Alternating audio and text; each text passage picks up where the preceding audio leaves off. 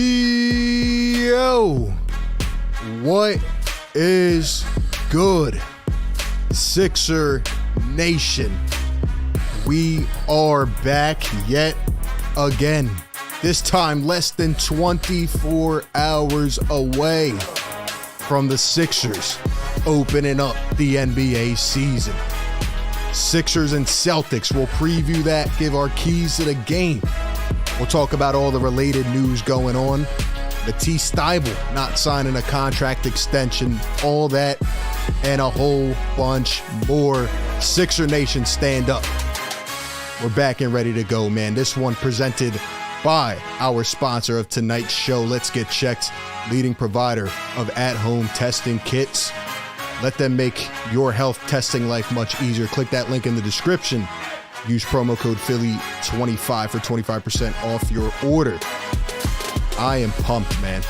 I'm pumped. Today we're back with our special guest returning for the third time.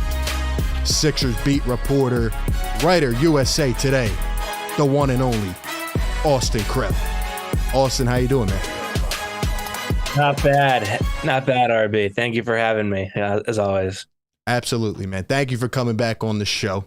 Love all your work. We all appreciate what you do, and I'm sure it's going to be a great year for you as well.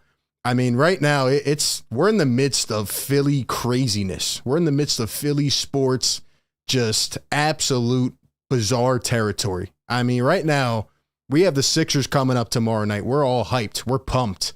Then you got the Phillies starting off the NLCS. You have the Eagles who are 6-0. I mean, how are you holding up right now? Like, what is your life like right now in the midst of all this craziness? Yeah, so it's a little weird. Like, I'm not used to the Phillies carrying a market share of attention this late into October. So usually, like, Sixers content's pretty hot right now. Yeah, but I don't know that I think it is right now. I think people are just sort of like, it's the start of the regular season. You know, we'll get there when we get there. And they're more focused on the Phillies and the Eagles. I mean, you know, Eagles rightfully so, they're 6-0, and the Phillies are in the middle of a playoff hunt. So, you know, the Sixers will get there, but I don't know what the level of, I guess, engagement is in the Sixers right now. So that's a pretty, but what can I say? That's a pretty unreal statement, given the fact I would say like a month ago, everybody thought the Phillies were out of it. We thought the Eagles, you know, would have a much better season. I don't know if we thought they would start 6-0. I mean, the hype was built around the Sixers and all the moves this offseason. And now it's like, oh my gosh, it just smacked us in the face. We're playing tomorrow night in Boston, by the way, to kick off the NBA season. It's absolutely nuts. I can't wait to see what happens. But before we get into that game, I want to ask you about your thoughts on the roster. Shout out to you. Kudos to you, by the way. You nailed it right on the head. Last time you were on the show, you said it would be Trevelin Queen and Charles Bassey to get cut. Now, there's a little bit of a twist to it. They added another guy into the mix, Isaiah Joe, who ends up getting waived as well. He signed with the Oklahoma City Thunder, and just to pull up the details, they came out today. The OKC Thunder guard, Isaiah Joe, the deal comes out 3 years, $6 million, fully guaranteed year one, non-guaranteed year two, and a team option in year three. I don't know if we expected that to happen, but essentially the Sixers are going to go into the season here with one extra roster spot because I believe Champagnie and Foster are on two-way deals and Charlie Brown was waived. What are your thoughts on the roster, and did you think that they would go into the season with one extra spot? I didn't, but it makes sense. I think they probably anticipate some trade in some degree of likelihood happening, later in the season, something that will fortify their wing depth. And, they want to have that flexibility to take on more salary than they send out. There are certain rules they have to follow from a salary cap standpoint when you make a trade, when you have more money coming back in than you send out. Let's go. Be able to create that. They want to be able to create that space so that way they can have a roster spot and have a little bit of space in terms of money to bring a guy in and not go over the the hard cap that they will be subject to this season. So, it makes sense that they did it.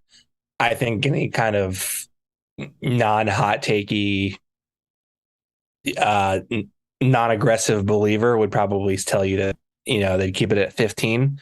But yeah, I mean, it makes sense. I think they kind of did Isaiah Joe a favor because he wasn't going to be in the rotation, and rather than let him sit on the bench and marinate for another year, they said the money isn't guaranteed, so we'll just do him a favor, let him seek opportunities elsewhere, and good for him. He's going to get an opportunity in Oklahoma City. Yeah, I really liked his game, and I was actually surprised when we let him go. Now, in terms of what you're saying about a potential trade down the line, I'm perfectly fine with that. I think the Sixers team is all in trying to win this year, and I definitely understand it. Isaiah Joe's just one of those guys that you really cater to and you like. We know that he's not going to play valuable minutes, in the playoffs this year. But honestly, in your personal opinion, did he get a fair shot? I mean, we saw him in Summer League. He was out there balling, knocking down shots. I mean, he looked much improved, in my opinion, from last year. And then he comes to the preseason and he barely gets to play. Same thing with Bassey. We didn't see him at all, essentially. And, what is your take on that? Like, do you think it was a done deal already coming into the preseason? Do I think it was a done deal? It's a good question. I don't know. And for the sake of reporting accuracy, I don't know that I can lean either way. I think they probably had a good idea what their rotation looked like. And I don't think they had too many surprises in their rotation. So I guess Isaiah was probably fighting an upward battle going in. I will say this, like in terms of fair shots or whatnot, I think if we just take a full look at the roster and we take a full look at everything that the fans, the media believed heading into the offseason, we said they had to get more athletic, they had to get tougher, they had to get better. And I don't know that there's an iteration of this team that is overall a better team if you have a player like Isaiah Joe in the rotation. Like, he had opportunities to play last year. My lasting memory of Isaiah Joe last season was him basically getting shots to go halfway down and then popping out.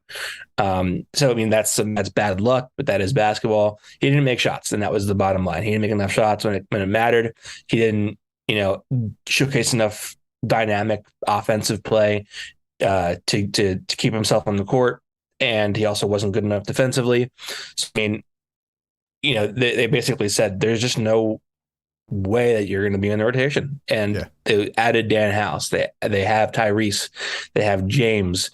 And they have, D'Anthony. I mean, and if you can say, like, I would ask anybody this, if you can say that, you're happy with the moves they made this offseason, then you were also prepared for a young guy to not be in the rotation, because that's just the way it goes when you add free agents. Somebody has to be out of the rotation. There's only 15 spots on the team. There's only so many spots in the rotation, and Isaiah Joe is a casualty of that. And when you don't have guaranteed money, you're going to be a target to be cut. Yeah, it's a good point. Definitely kind of shows their mindset and, where they're trending this season. Also, shout out to Kenny Smith with the $5 super chat. Question for you, if you want to take it. He says, do you think Daryl should even entertain the idea of Kemba Walker for a vet minimum? He was waived by the Pistons today. Is that a guy that would be feasible or that you could even go out and look at? I think it's like we had to evaluate Kemba Walker as what he is now, not what he was 3 or 4 or 5 years ago. I think right now, like I think they're pretty surprised with they're pretty happy with their guard depth. I don't know that there's a role for what they want to do. I mean, they've really leaned heavily into a switchy defensive scheme, and you just can't switch with Kemba. Like he's just too small. He's not, he's not like a big athlete.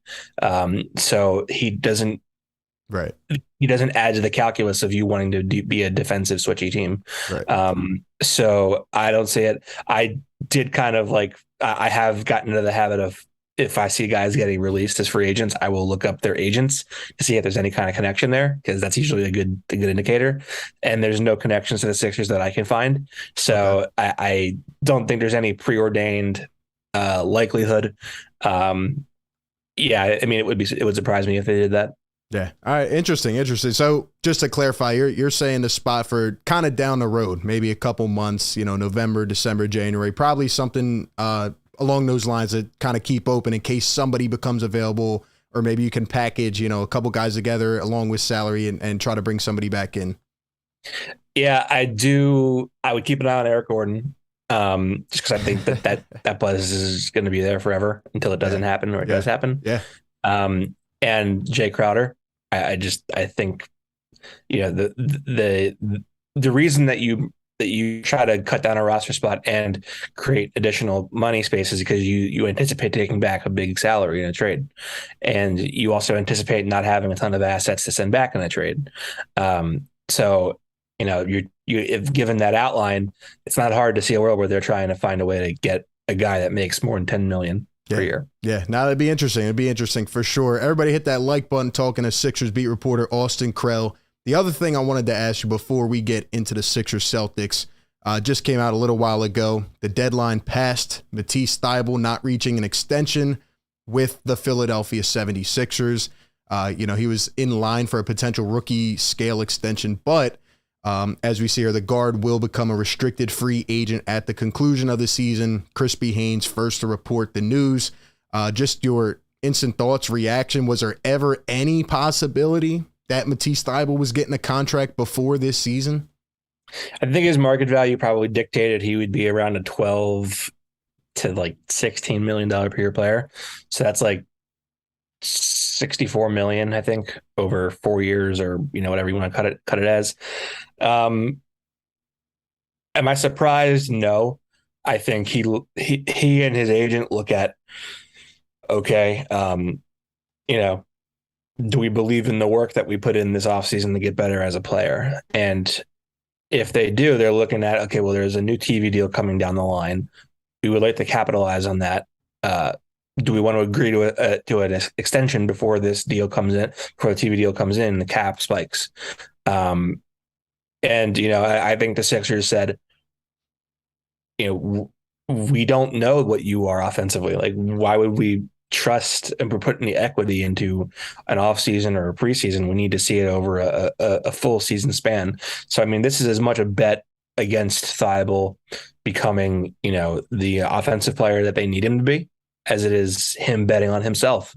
If the benefit for the Sixers is if he doesn't show the progress that he needs to show, there's a chance that they could end up keeping him for a smaller number than what they envisioned, and that's good for them. It's a win on the margins for them. On the other hand, if he outperforms, then they're gonna have to pony up some money to keep him, or a team's gonna poach him on the restricted free agent market.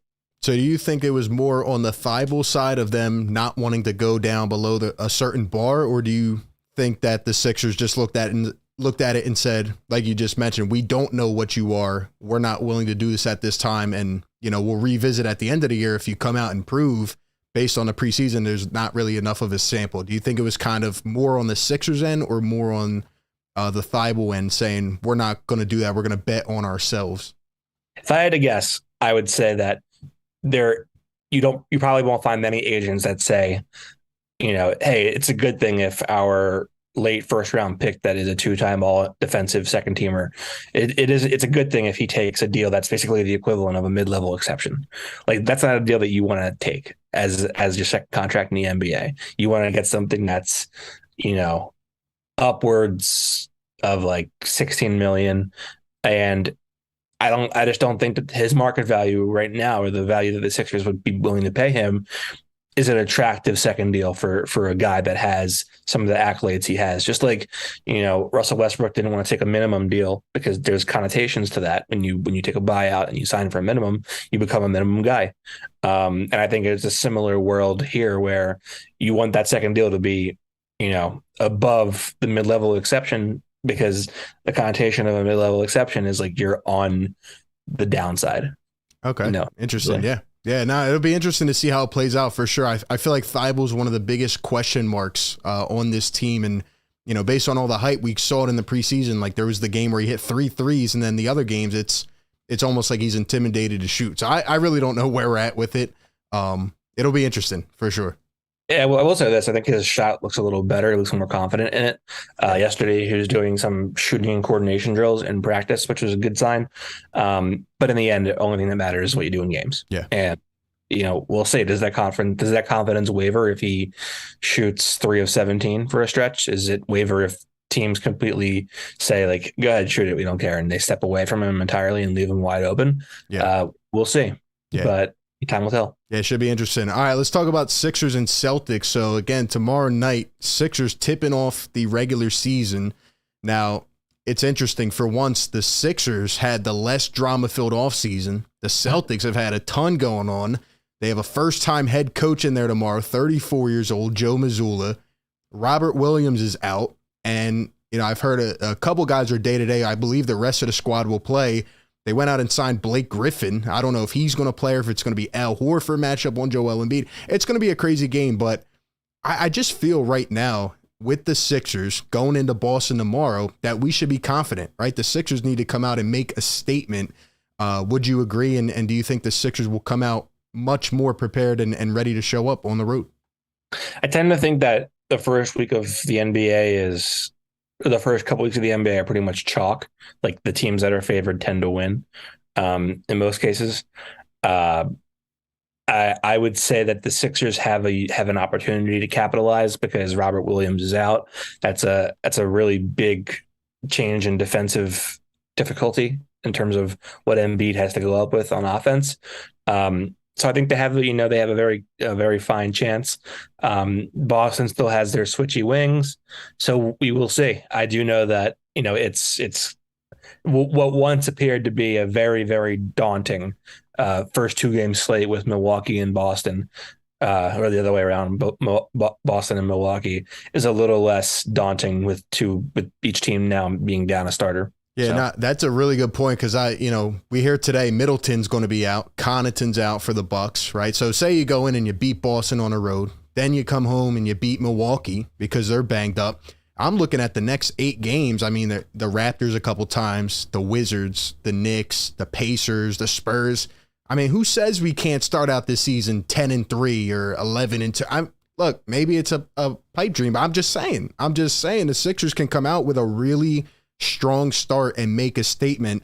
But I feel like the first 2 games are going to be where everybody looks at, everybody, oh, what do they do against Boston, Milwaukee, some of these teams? But like you just said, I mean, this is a chance to capitalize right now.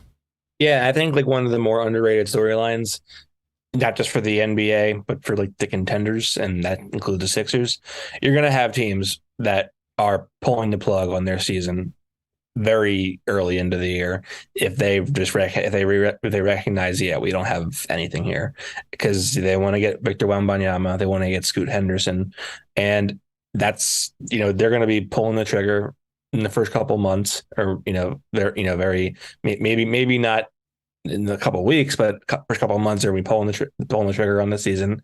And a lot of teams that are contending are going to have a chance to rack up the win total. That's why I'm kind of surprised that all the teams that are slated to or are projected to win 48 to 50 something games aren't higher than that, because they're going to beat up on all of the bottom 10 and 12 teams because they're going to be tanking. Yeah, no, it's an interesting point. I agree. I think I can already see some of the teams that are going to fall down. I mean, usually there's like that cream of the crop by the time we get to January, February, but those 2 prospects are kind of going to, shake the whole landscape.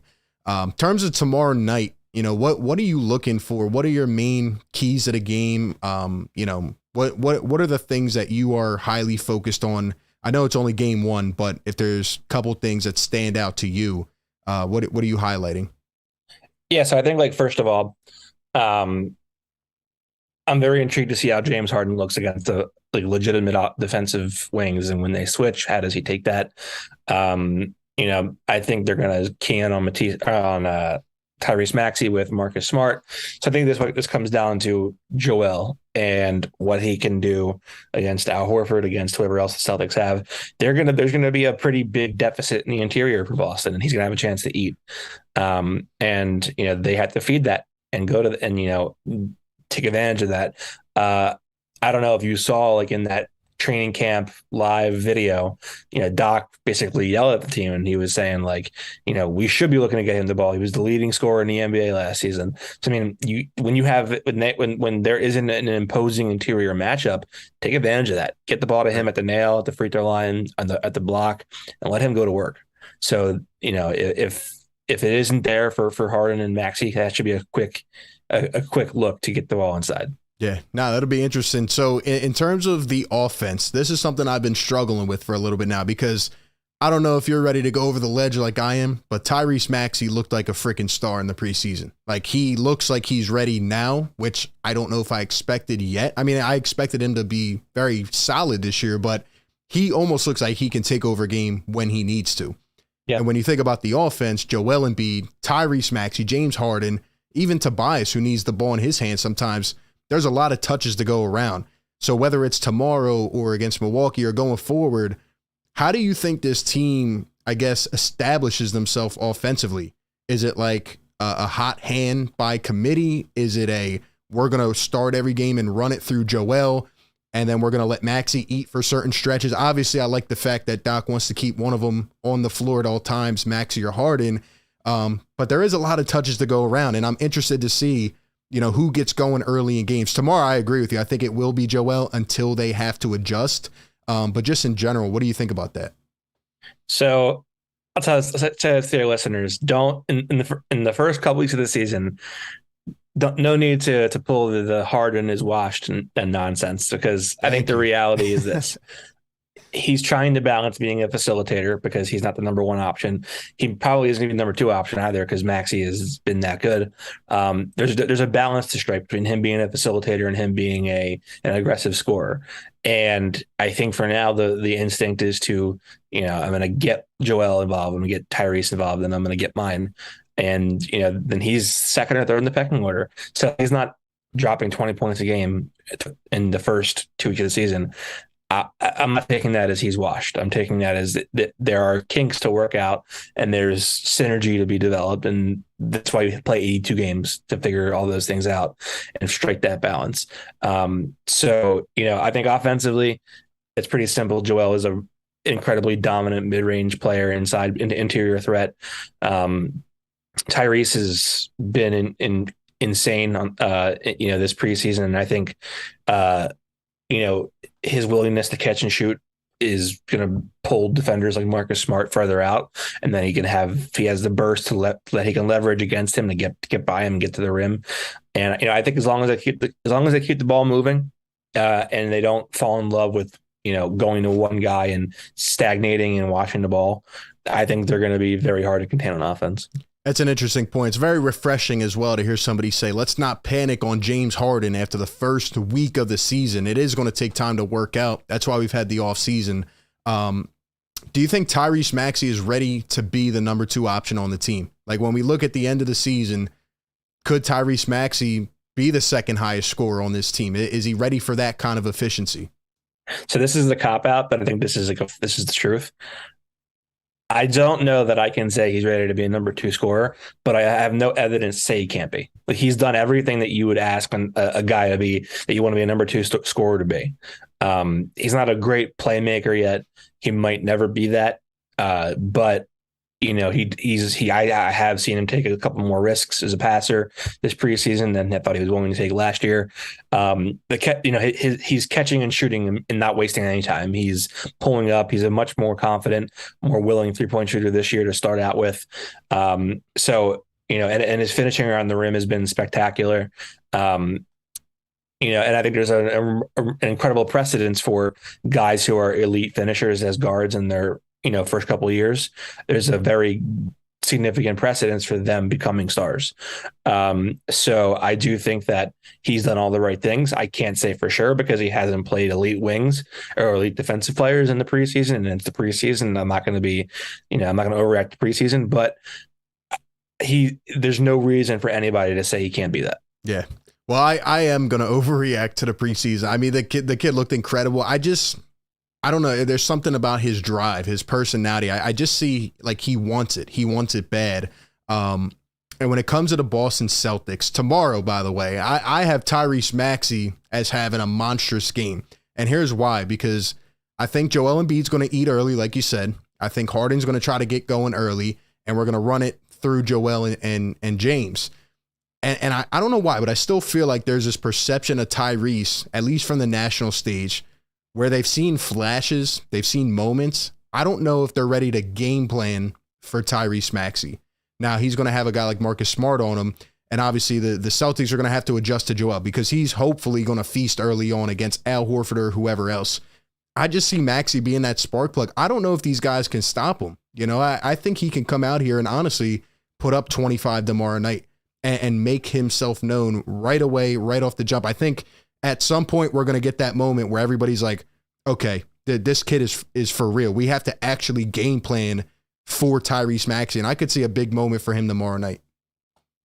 Yeah, I mean, it's anyone's best guess. I tend to be a little bit more conservative in my opening night predictions. I think it's going to be like a 12-point, 10 assist game for Harden with like 4 turnovers probably, because that's just the way it goes usually when you're trying to figure out how to balance these type of things.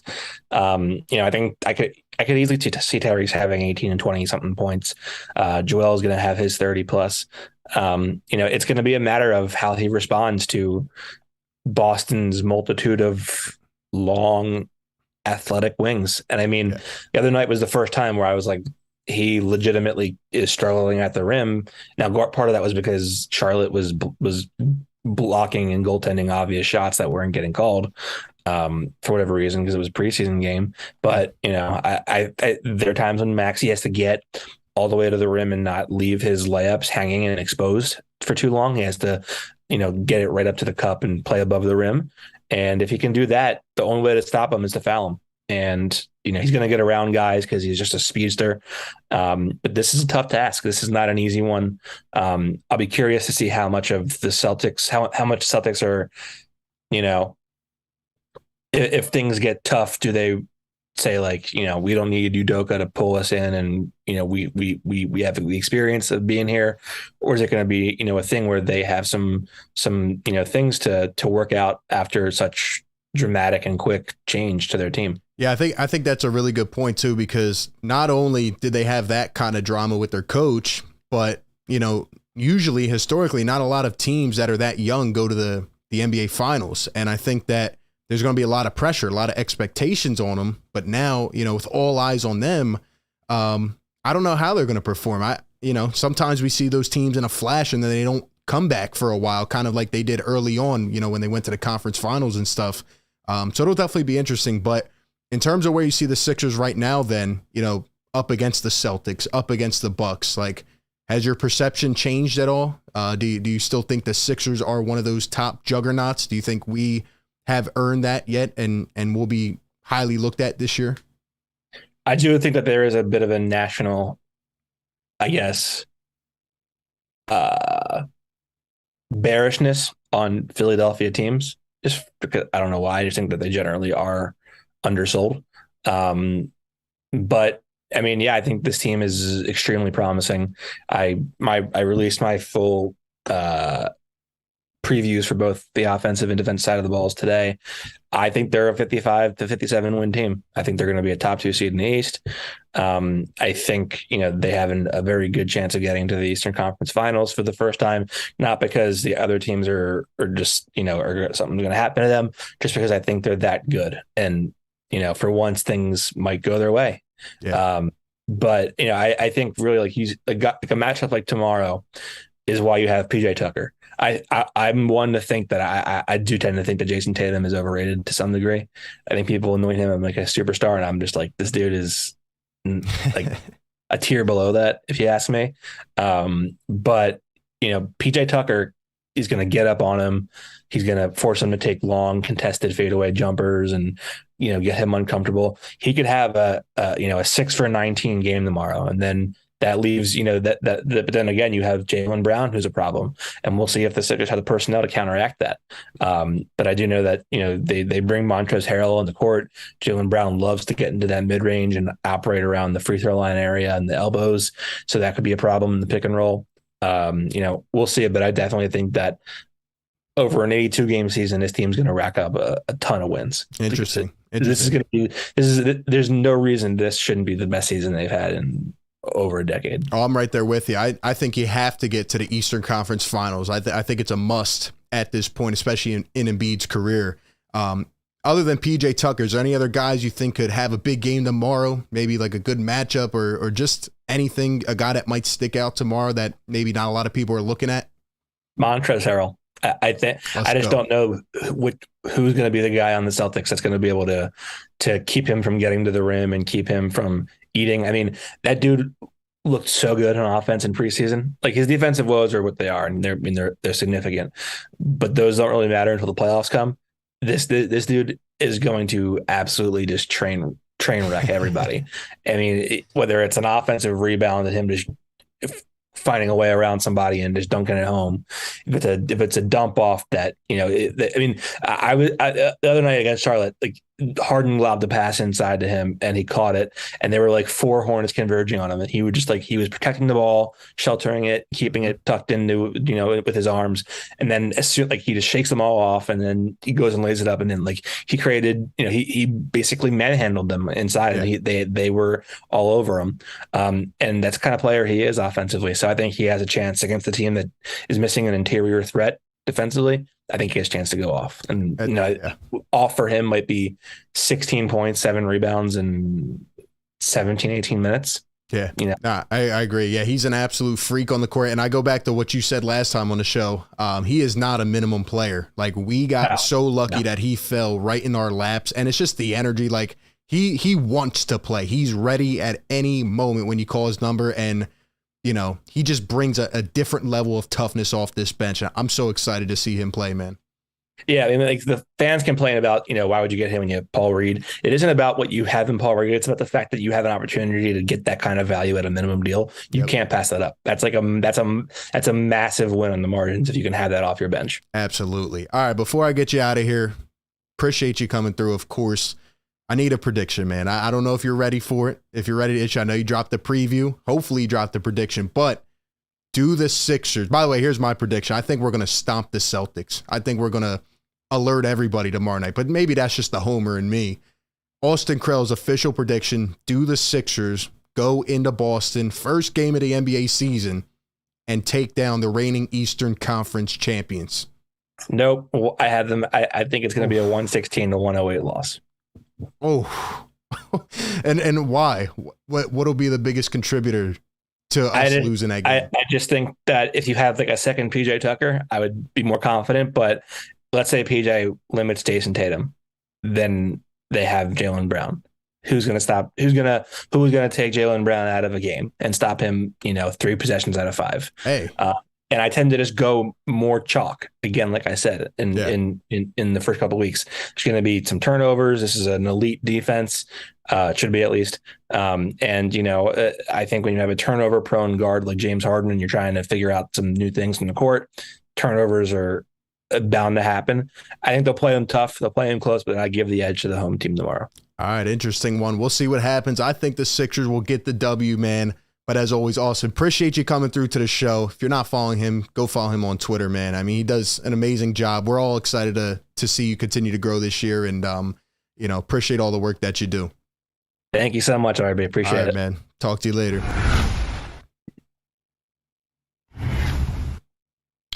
That was Sixers beat reporter Austin Krell. Man, he's got the Sixers losing tomorrow night. I didn't expect that one. But shout out to him for coming through to the show. Always bringing the heat.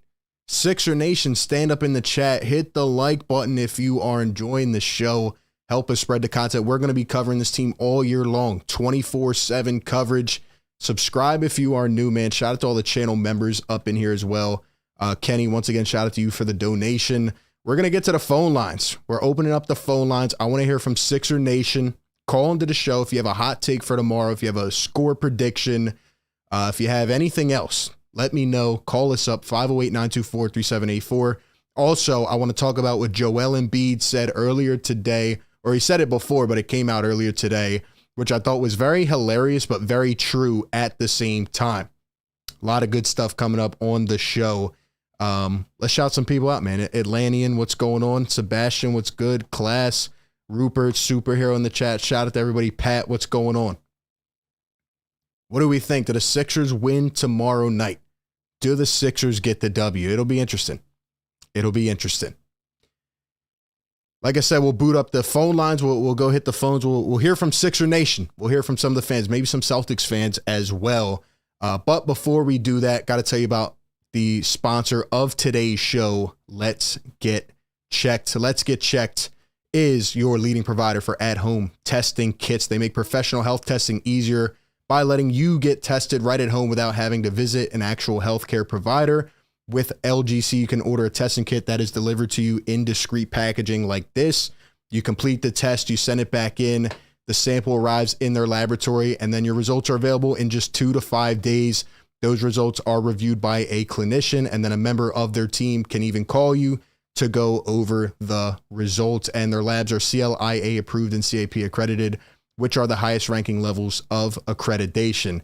You know, all my guys out there, even if you want to check something, you know, like your hormone levels, your testosterone, just anything, you know, your thyroid. I mean, if you want to get tests for diabetes, or my ladies out there, fertility, all that stuff, they have 30 plus tests on their inventory. And like I said, you know, you can avoid the annoying insurance process, the doctor's office visits, all that stuff. You can expedite the process and make it much easier. I mean, it's just a much more convenient, much smarter way to get tested right at home. And like I said, it comes right to your doorstep. So, you know, they're doing everything to change the industry. Shout out to them. Click their link down below in the description. Use promo code PhillyTake for 25% off of your order. All right. It's time to hear from Sixer Nation. Time to hear for Sixer Nation. Let's go to the phone line. 609 in the house. 609, what's going on? Hey! Shane, what's going on, man? What's going on? How you feeling, man? It's been a while, Shane. It's been a while. How you feeling, man? Yeah. And I'm feeling excellent with James Harden right now. All right, why are you feeling excellent? Shane, are we getting a W tomorrow night or what? I believe so. I believe it depends on what you see, but I believe that we have no reason not to win tomorrow. Okay. What are your keys to the game? Like, why are we going to win this game? Is Austin crazy? Why are we going to win this game tomorrow, Shane? Let me know. Well, the reason we're going to win this game tomorrow, and I believe it's going to be because of two key things. James Harden, Joel Embiid. They're going to be so good that it unlocks, like I've been saying for years, it's going to open the court up, and everybody else is going to go crazy, bro. It's going to be really crazy. I mean, I hope so, man. What about Tyrese Maxey? What do you think about him? I'm not disrespect on him. I just think he's going to get so open that he's going to go crazy as well. I think it's going to open the court if you just get – you're going to get to a point where you see Tyrese get open. And it's going to be to the point where he gets crazy. And then Harden, I think it's going to be an open the court type of game. Okay, so what's your final score then? What is going to be the final result of this game tomorrow night, Shane? Let me know. The final score, that's difficult because I see both teams getting over 100. I'm going to say probably like 101 to 100. 101 to 100. What, a final possession clamp? Is that what's going to happen in Boston? I just think Boston's too good that you can't discredit what they did last year. Many people look at me and say the Sixers suck in school. Well, I think they're going to come off with a crazy 1-point win, kind of what they did last year in Boston. I just think the Sixers don't have enough to lose a game, but they don't have enough to, blow it completely. All right, I respect it, man. Shane, appreciate you calling in, man. Looking forward to talking to you all season long, man. Yeah. All right, Shane. 101 to 100. See, you guys are way too close for me. Too close for me. I have the Sixers winning this game tomorrow night, 109 to 91. 109 to 91. The Sixers are going to go in and blow the brakes off of the Boston Celtics. Why? Number one, again, Celtics have a lot of eyes on them, a lot of pressure, but a first-time head coach, 34 years old. All right. Robert Williams is out. I'm not saying the Celtics are bad. In fact, I had them winning the East this year. Might be a little bit shaken up now that, all this turmoil is going on there in Boston. I still think they're going to be a formidable team. But historically speaking, looking at these teams, not a lot of them make the same type of repeats that they do, when they're young and out there playing as well as they did last year. I'm just being honest. I don't know if they're going back to the finals again. What I do know is the Sixers team is going to come out prepared and ready to go tomorrow night in Boston. All the things we asked about. The last time we saw this Sixers team, we asked, where's their toughness? Where are they at when the moment gets big? And tomorrow night, we have 2 games on, but the Sixers are kicking off the entire season. Now, I will credit that more to Boston. The reason, Boston's being shown, it's because they went to the NBA Finals. But the Sixers, are also starting to get talked about a little bit on the national stage. So it's going to be a good matchup. And I think the Sixers are going to go in there ready to rock. I think they are. All right, let's go back to the phone lines. Let's go to Keisha in the 936. Keisha, what's going on? RB. Yo, what's going on? What's going on? This is Lenny. Lenny, how you feeling, man? Man, I'm feeling good about the season. I think we loaded. We got everything we need. Ain't no excuses. I feel like we should win tomorrow. I don't know what Austin was talking about. I feel like the way Boston looking in their last preseason game against the Raptors, they wasn't looking real good. And with all the drama they had in the offseason, a new coach, I feel like this should be a victory for us, man. Oh, I agree. Lenny, they're not ready for us, man. They're not ready for James Harden, Tyrese Maxey, and Joel Embiid to go in there.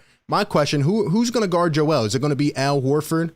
That'll only last for, a quarter? Maybe he'll put some clamps on him. Joel is going to feast on this Boston team. In fact, the Sixers won 8 of the last 11 matchups against this Celtics team. Joel dominated last year. And the last time we saw Boston last year, they beat us by almost 50. This Sixers team is coming for the revenge tomorrow night. Yeah, we looking real good, man. We should get this victory pretty easy. I really think Tobias probably need to guard Tatum because Tatum can shoot over the top. He can shoot right over the top of PJ. I'd probably put PJ on Jaylen Brown or something like that, and try to put some more height on Tatum because all he can do is shoot. He can't really drive and finish like that. Yeah. So, but we good though, man. I think Trey's gonna come off the bench and give us a nice effort. We should be good, bro. Yeah, I agree. All right, what's the final score prediction then, Lenny? I say 111, 104, Sixers. Let's go, man. Let's go. Appreciate the call. Rate that call, man. Let's go. Lenny's on my type of wave. Sixers are beating this team. It's not coming down to the last possession. I can't wait. I cannot wait. And it's crazy going back to what I started the show with again. It's like the Sixers aren't even the hottest talked team right now. In fact, they're probably number 3 on the list. You have the Phillies tomorrow night around the same time, which kind of sucks, but it'll be an interesting night for sure. Then you have the Eagles who are 6-0. Then the Sixers, man, once these seasons kind of get more into them, the Sixers are going to be the talk, man. In fact, they have to. And again, going back to the first 10, 12 games, I can even pull up the schedule. We should go 10-3, 11-2 in the first games, in my opinion. I don't see anybody or any stretch for the Sixers where it's like, oh my gosh, we got to worry about this early in the year. I think the Sixers should be able to push through it. Here's the schedule. The first 10 games, Boston, Milwaukee, then San Antonio Spurs, the Pacers, the Raptors for 2, the Bulls, the Wizards for 2, and the Knicks. Come on, man. How many games do we win out of those? How many games? I say we could win at least 8. At least 8. So it should be interesting. For sure. Someone in the chat from Belize, shout out to Belize, says Sixers with the dub, 117-111. 117-111. I got 109-91. I think the Sixers are going to make a big statement tomorrow night. And we have a poll going here in the chat. By the way, if you're not following on Instagram and Twitter, Philly Take with RB on Instagram and follow me at RB Philly Take on Twitter. We're going to be doing a giveaway this week, by the way. So be sure you're following those platforms. Be sure you have the notifications on so you don't miss details on the giveaway. Maybe I'm going to announce it tomorrow night. I'm going to announce it what it is tomorrow night. We will be live for that game tomorrow night, Sixers and Celtics, 7:30 p.m. Back again with the live play-by-play commentary analysis shows. You know, we watch the game as it happens. We react. We break it all down. We call the game. So we'll be doing that all season long. So be sure to be there tomorrow night for sure. For sure. But yeah, drop those predictions in the chat. Call in. Let me know what you think. Call in. Let me know what you think. All right. Let's talk about real quick what Joel Embiid had to say, because I thought it was interesting. Just a little nugget that came out earlier today, and I want to get some thoughts on it. So Kevin O'Connor of The Ringer put out an article earlier today, and essentially he kind of had like an archive of things from this offseason. And in that article, he talked about Joel Embiid and this offseason. And shout out to my guy, Sean Bernard, who's been on the show many times. He will continue to be. By the way, after each game, the next day, we'll have our breakdown show where we look at film. We talk about it more in depth. We have guests on, all that stuff. We had Sean on one of the last breakdown shows. And Sean put out an article on heavy.com where he writes for the Sixers. And he pretty much recapped what happened today with Joel Embiid. So Kevin O'Connor put in a little article, and here was what Kevin O'Connor said about Joel Embiid. As the superstar put it, quote, "Since I've been here," this is a quote from Joel Embiid, "since I've been here, all of the GMs were really smart, except one. There's been so many crazy stuff. We had a crazy GM tweeting about his players going crazy on Twitter, which was insane.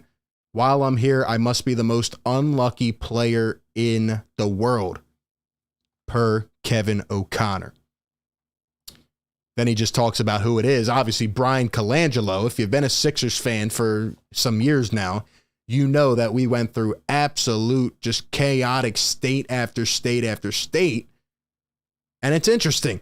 It's interesting that Joel Embiid, given everything that happened, he pointed out the one guy. I would do the same. But that means Joel loves Sam Hinkie. That means he loved the interim slot of Brett Brown and Daryl Morey as well. And right now the Philly GMs are making it happen. But yeah, man, Joel's hilarious, and it's true. Tweeting about your guys on a burner account, it was like the craziest thing ever. In fact, the Colangelos were kind of advised to help and come rescue the situation because Adam Silver got Sam Hinkie up out of here after what he catered as the process, which Embiid continued to embody throughout his time here up until a couple years ago. And, Brian Colangelo ended up trading that pick away and drafting Markelle Fultz. He ended up tweeting about his guys. And I remember at one point, like, his wife was getting involved in it. And it was just the craziest thing. He was standing Ben Simmons. It was a crazy time. If you want to know how insane, how bizarre Philly sports are, how insane this Sixers team has been over the last decade, just go down the rabbit hole of what has happened with Brian Colangelo, with Markelle Fultz, with Ben Simmons, with Jahlil Okafor, Nerlens Noel. I mean, we could pull the entire thing out. That's why I'm so excited, because for once, we had a drama-free offseason. For once, this team, I feel, is ready to go from day one. They're well-rounded. They've been grinding. This is the opportunity for this team to step up and be that squad. Like Austin said, Eastern Conference Finals. I've been saying this now for a couple weeks. It's Eastern Conference Finals or bust. I'm going to be preaching that all year. If we do not get to that third round, changes need to be made, because that would just be unacceptable. That would be unacceptable. Maxey in the chat, shout out to another great channel member. By the way, we have some updates coming for the members, so be sure to stay posted on that. All the members, appreciate you guys for tuning in. He says, have you read Tanking to the Top? I think I did read that before. Maybe not. I think, wait, who wrote that? Who wrote that? Let me know. I think I heard about that. Chef Cauldron, another member in the chat, says 113-101. Our 76ers pull off the W. off the W. Let's go. Let's go. I got to take this article down before I get depressed. I mean, the Brian Colangelo thing led to Brett Brown being interim GM. Mikal Bridges got traded. I mean, we could go down this all day. We could have a whole history lesson. But it is crazy. In terms of the game tomorrow night, a little more adding on to what Austin said. I am interested to see the defensive matchups. Who's going to go up against Jason Tatum? Who's going to go up against Jaylen Brown? And how are the Sixers going to play on the perimeter? Because we know the Boston Celtics are going to try to pull Al Horford out, put him in the corner. We know the Celtics have a guy like Grant Williams, who did not agree to an extension, by the way, similar to Matisse Thybulle, and will be a restricted free agent after the season. I want to see how the Sixers play on them. They're going to try to go 4 out, 5 out at times. They're going to try to let Jason Tatum and Jaylen Brown ISO. In fact, that's what they did way too much last season, especially early in the year, and that's what led to a very poor Boston Celtics start before they ended up turning it around. But I might put more stock than most people into the coaching situation. Are you telling me that a 34-year-old head coach is ready to come in here after a couple weeks, after a coach that just took this team to the finals in the first year gets exploited and all that stuff happens? You're telling me these guys are ready to go to war for this guy right away? I don't know. I mean, it's just a very bizarre situation. But the thing that I feel will hurt the Celtics, again, I think they're going to be a good team this year. I think they're going to find it eventually. They now have the experience. They have the understanding of, okay, here's what it takes to get to that end goal. What I'm worried about, or not worried about, but what I think the Celtics should be worried about is all the eyes on them from day one. There's going to be a lot of expectations. Can Jason Tatum lead the squad back? Can they be ready to go? I don't know. They're still very young. They're still very young. So I think it should be interesting. I think it should be interesting. Yeah, Merckx, I did hear about that before. I did hear about that. But yeah, man, let me know what you guys think. Again, call into the show if you want to give a hot take, a score prediction, 508-924-3784. Sixers taking on the Celtics tomorrow night. Then it's the Lakers and the Warriors. Who do you think is going to stand out? Who could have a very underrated game tomorrow night? Maybe a bench player. I was thinking about DeAnthony Melton earlier. You know, he's had a little bit of a rough preseason, but he continues to let it fly. He continues to play great defense. I actually think that DeAnthony Melton's on-ball defense will be a huge contribution tomorrow, especially you're going up against guys like Pritchard coming off the second unit for the Celtics. And are they going to play Blake Griffin? Is that really going to happen? Let me tell you something right now. If Blake Griffin gets matched up against either Montrezl Harrell or even Joel Embiid, the Philadelphia 76ers are just going to feast. Like, if I'm the Celtics, they need to do everything they can to limit the amount of backup minutes, because Montrezl Harrell, like Austin said, it could be 16 points. It could be 14, 12. The Sixers are going to dominate tomorrow night in terms of the second unit play, in terms of the big man, in my opinion. I really think that. Maybe I'm wrong. Now, one other thing in addition to what Austin said that I'm very interested in looking forward to tomorrow night is, what is the rotation? What do you think the rotation should be? Will Shake Milton see the floor? Will Furkan Korkmaz see the floor? In fact, I think it's going to be Shake Milton. I think Melton is going to see a lot of minutes.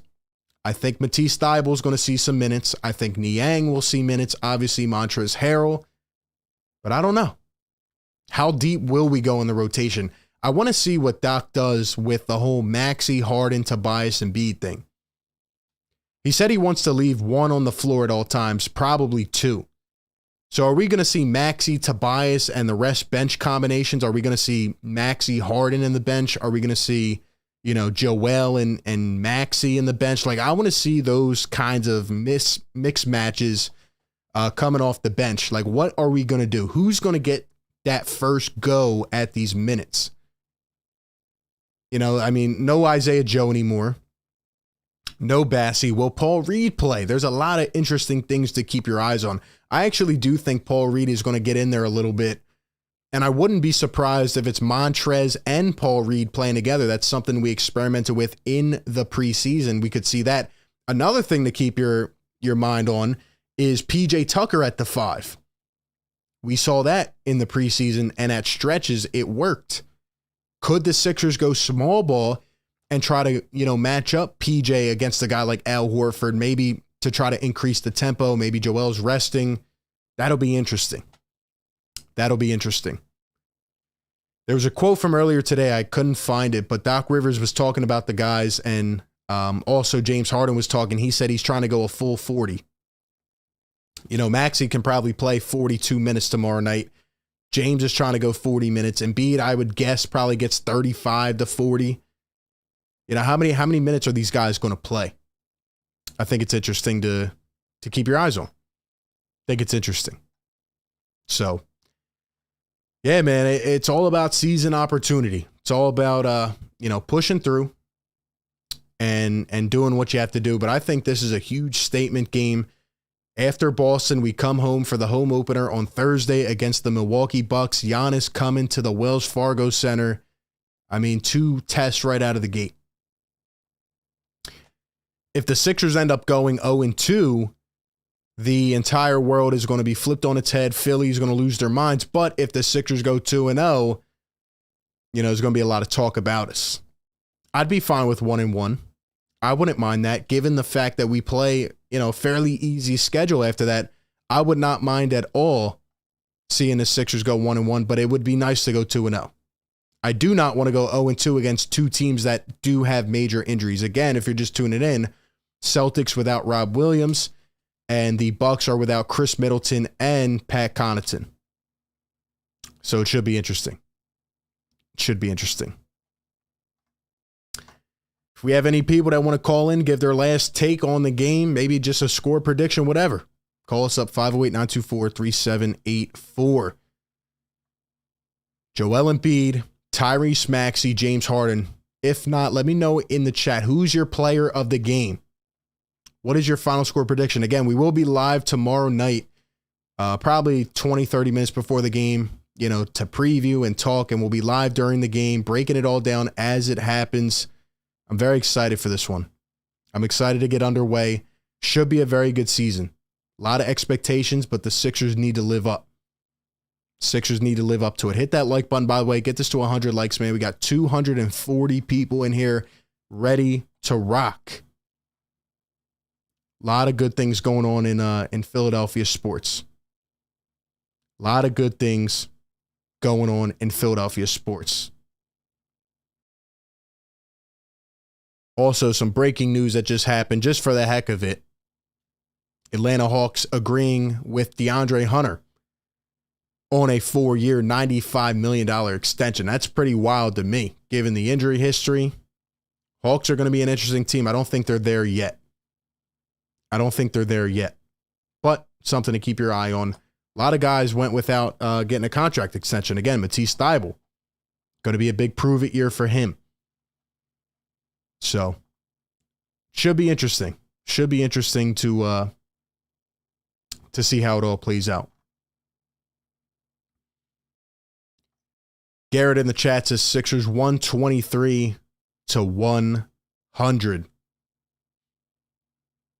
123 to 100. I like it. Again, I have the Sixers winning by 18. I don't know what is giving me that feeling. Maybe it's just the vibe, the ambience of Philadelphia right now. I think the Sixers are going to come out here and put up a convincing game. Now, again, if it's tight, if it goes down to the wire, so be it. Get the W. It's all that matters. It's a long season, and I agree wholeheartedly with what Austin said. What we can't do is come out tomorrow night, oh, James Harden is washed. Oh, Maxey's not. Oh, this, that. No. It's game one. You got to lock in. And get ready for a long, hard fight. Long fight. RXO says Nets are going to be unstoppable. No, they're not. They're very stoppable. Nets aren't going to be anything this year. I'm sorry to tell you.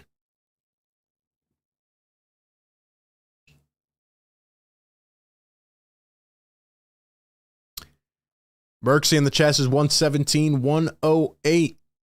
Ader Navarro, 115, 105. Sixers get the W. I like it. I like it. Think we'll see an inefficient game from Jason Tatum. I think we're going to do a pretty good job on him. Might be a mixture of PJ and Tobias. But I think we're going to have a good game tomorrow night. I do. And I'm excited. This is the year, ladies and gentlemen. This is the year.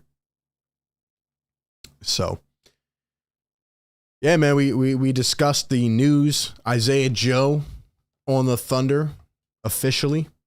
Matisse Thybulle, no contract extension. We talked about our keys of the game. We previewed tomorrow night's game with Austin Krell, Sixers beat reporter. What a great interview. I loved everything he said except for the fact he picked us to lose. But nonetheless, Sixers, Celtics tomorrow night, big stage. We're kicking off the NBA season. Everybody's going to be watching that game. All eyes on us. Can the Sixers come up in a big game? Can James Harden show up tomorrow night? Can Joel Embiid do his thing? I think Embiid's going to have a great game tomorrow. And it's going to be a tough environment. You know, it's going to be on the road, a little bit hostile, but that's what we need. I like that. Right away. Get acclimated right away to that type of environment. And it should be interesting. It should be interesting. Once again, follow us on all platforms. Instagram, Philly Take with RB. Follow me on Twitter, @RB Philly Take. I'll be tweeting all day tomorrow leading up to the game. Again, we'll be live tomorrow night for Sixers and Celtics, so be sure to come through to that as we react live, call the game, and all that good stuff. And, yeah, appreciate everybody for coming through, man. We'll be covering this team all year long, 24/7 Sixers coverage right here on Philly Take with RB, #1 show for Sixers fans, providing the passion. Always breaking it all down, man. Always breaking it all down. So shout out to Sixer Nation. Also shout out again to Let's Get Checked for sponsoring tonight's show. Telling you guys, easy, convenient, much more affordable. Just makes the whole process easier. They deliver this right to your doorstep. Right to your doorstep. We know how important it is nowadays to keep up to date on your health in a variety of ways, and you can never be too sure. So shout out to Let's Get Checked. Click that link down below in the description. Let them make professional health testing easier for you.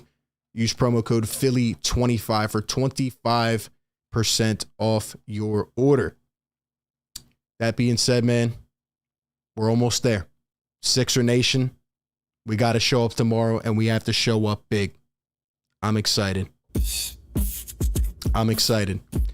Shout out to everybody for coming through, man. Sixers and Celtics tomorrow night, 7:30 p.m. If you're watching this on the second time around, hit that like button. Subscribe to the show. We're on all audio platforms. We're expanding, and we're growing. Go get a good night's sleep, man. Lot to happen tomorrow in Philadelphia sports. Go Phillies as well. Let's get a Game 1 W on the road there in San Diego. Cannot wait, man. You all have a fantastic night, and we'll be back in less than 24 hours. Peace.